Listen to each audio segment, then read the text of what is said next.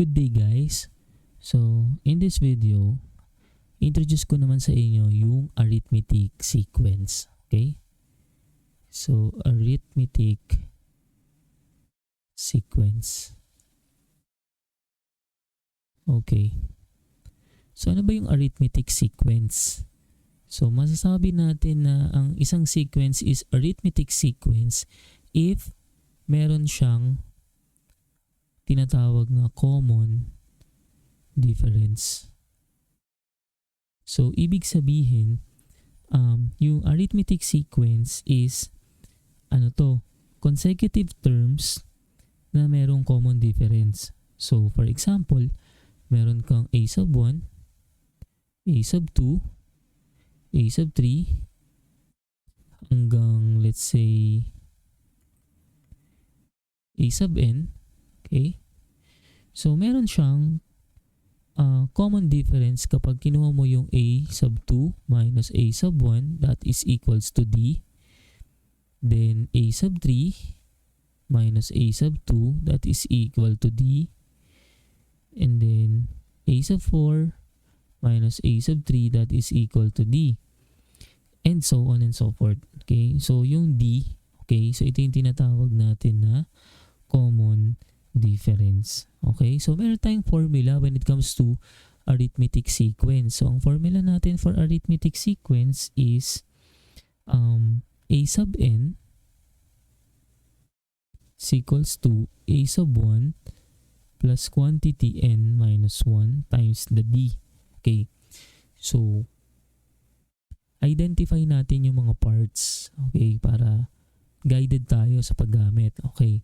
So, itong una, ito yung tinatawag nating nth term. Nth term. Okay. So, yung sumunod naman, since may 1 siya, ito yung ating first term. Okay.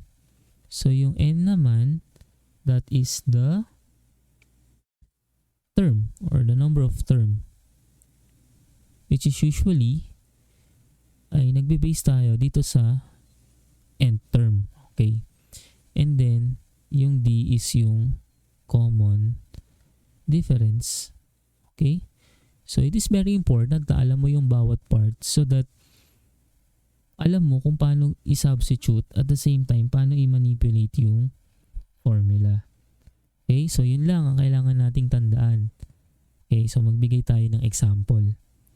Okay? So, for example, we are tasked to write a formula. Okay?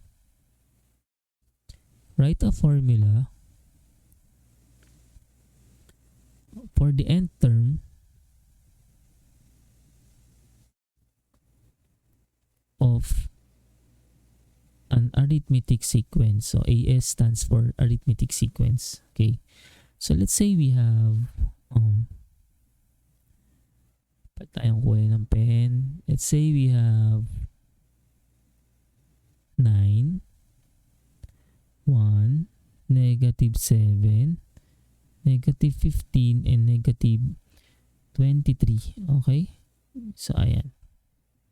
So, paano natin siya gagawan ng formula for the nth term or general term? Okay. So, first thing na gagawin natin ay, syempre, kailangan alamin muna natin yung common difference. No? So, yun yung unang step. Okay, so paano natin malalaman yung common difference? We simply subtract. Okay, so mangyari dito is 1 minus 9, that is negative 8. Okay, then negative 7 minus 1, that is negative 8. Negative 15 minus negative 7, so minus then negative, so it will become positive. So magiging negative 15 plus 7 na siya, so still negative 8. Then negative 23 minus 15, so that will become positive. So negative 23 plus 15, so magiging negative 8 pa din. So obviously, ang ating common difference is negative 8. Okay? So pwede na natin siyang i-apply or pwede na natin siyang i-substitute dun sa formula. Okay? So paano yung gagawin? So, ayan na, a sub n, okay, is equals to, ano ba yung first term? So, first term na given is 9 plus n minus 1 times d. But d is negative 8. Okay? And then, gagawin natin ay using distributive property, distribute natin yung negative 8. So, it will become, okay, a sub n is equals to 9.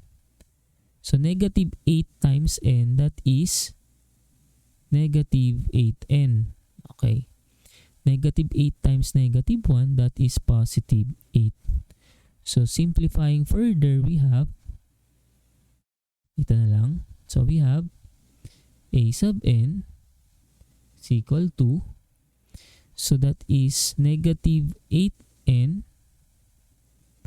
9 plus 8, that is positive 17. So, ito na ngayon yung ating general term. So, kung mapapansin ninyo, mas madali siya compared doon sa mga previous videos natin sa pagkuha ng general term. Okay. So, I hope na naintindihan ninyo yung paggamit ng formula for arithmetic sequence. Okay? So, that's it.